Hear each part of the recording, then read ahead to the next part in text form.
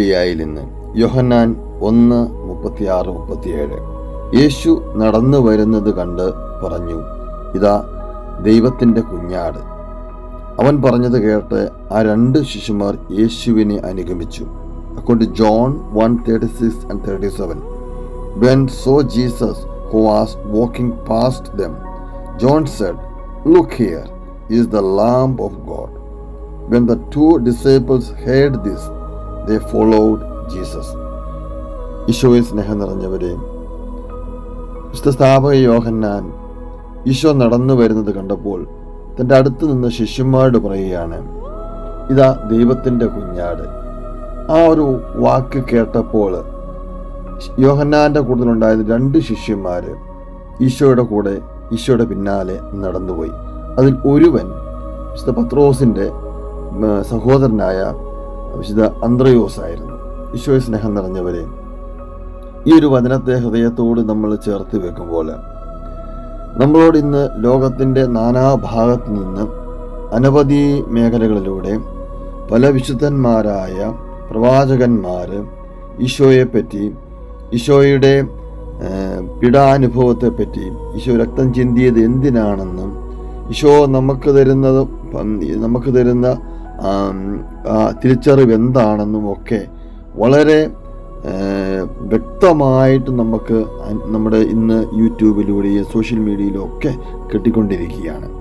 ഇന്ന് വിശുദ്ധ സ്ഥാപക യോഹന്നാനെ പോലെ ഈശോയ്ക്ക് വേണ്ടി പാതയൊരുക്കുവാൻ, വരുന്ന തലമുറയ്ക്ക് വേണ്ടി പാതയൊരുക്കുവാൻ ഒത്തിരിയേറെ ഈശോയുടെ ശിഷ്യന്മാർ വചനപ്രഘോഷണവുമായി ലോകത്തിൻ്റെ നാനാഭാഗങ്ങളിൽ, നാനാഭാഷകളിൽ നമുക്ക് ലഭ്യമാകുന്ന രീതിയിൽ, നമുക്ക് ആസ്വാദകരമായ രീതിയിൽ ദൈവത്തെ പ്രഘോഷിച്ചു കൊണ്ടേയിരിക്കുന്നു.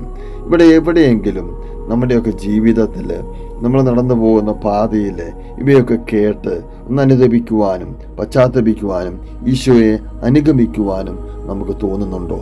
തോന്നുന്നില്ലെങ്കിൽ സർവശക്തനായ ദൈവം ഇന്ന് നമ്മളോട് പറഞ്ഞു തരികയാണ്, മകനെ, മകളെ, ഞാൻ എൻ്റെ മകനെ ഭൂമിയിലേക്ക് വിട്ടത് ഈ ഭൂമിയിലെ ആസ്വാദ്യകരമായ കാര്യങ്ങൾ ആസ്വദിക്കുവാനല്ല, അവ അനുഭവിക്കുവാനല്ല.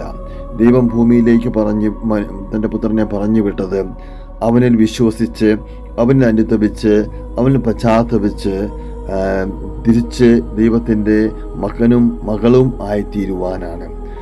ഈശോയെ സ്നേഹം നിറഞ്ഞവരെ, ഈ ഒരു വചനത്തെ ഹൃദയത്തോട് ചേർത്ത് വെച്ചിട്ട് നാം എവിടെയെങ്കിലും കുറവുകൾ ഉണ്ടായപ്പോഴുണ്ടെങ്കിലും ആ കുറവുകളെ ഓർത്ത് ഒന്ന് അനുദപിക്കുവാൻ.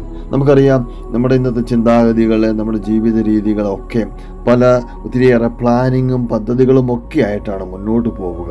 നമ്മുടെ ഉള്ളിൽ ഒരു പക്ഷേ ഇന്നത്തെ ദിവസം തന്നെ പുലരുന്നത് ഒരുവനെ എങ്ങനെ ചതിക്കാം, വഞ്ചിക്കാം, അവനിൽ നിന്നും എങ്ങനെ അവൻ്റെ സമ്പത്ത് പിടിച്ചു മേടിക്കാം, അല്ലെങ്കിൽ മറ്റവനെ എങ്ങനെ താറടിക്കാം എന്നുള്ള ചിന്തകളുമായിട്ടാണെങ്കിൽ കർത്താവ് പറഞ്ഞു തരികയാണ്, മകനെ, മകളെ, നിന്റെ ഉള്ളിൽ കിടക്കുന്ന എല്ലാ ദുശ്ചിന്തകളെയും, ഈവിൾ തോട്ട്സിനെയും ഒഴിവാക്കിയിട്ട് നീ എന്നും പ്രാർത്ഥിക്കുന്ന ഒരു പ്രാർത്ഥനയുണ്ടല്ലോ, സ്വർഗസ്ഥനായ പിതാവേ. അതിൽ പ്രത്യേകം നമ്മൾ കർത്താവിനോട് പറയുന്നുണ്ട്, എൻ്റെ എന്നോട് തെറ്റുകൾ ചെയ്യുന്നവരോട് ഞാൻ ക്ഷമിക്കുന്നത് പോലെ എൻ്റെ തെറ്റുകളും ക്ഷമിക്കണമേ.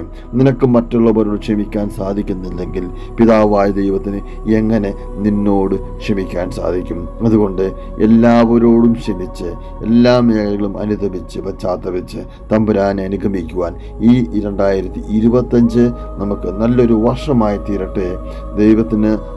ദൈവത്തിനും നമുക്കും ഇടയിൽ നല്ല ഒരു ബന്ധം സ്ഥാപിക്കുന്ന വർഷമായി തീരട്ടെ എന്ന് പ്രാർത്ഥിച്ചുകൊണ്ട് കർത്താവായ യേശുക്രിസ്തുവിൽ അഭയം പ്രാപിച്ചുകൊണ്ട് നിർത്തുന്നു.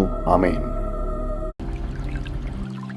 യേശുവേ നാഥാ, അങ്ങയെ ഞാൻ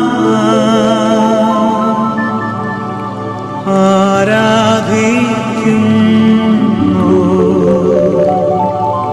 സ്തുതിക്കുന്നു.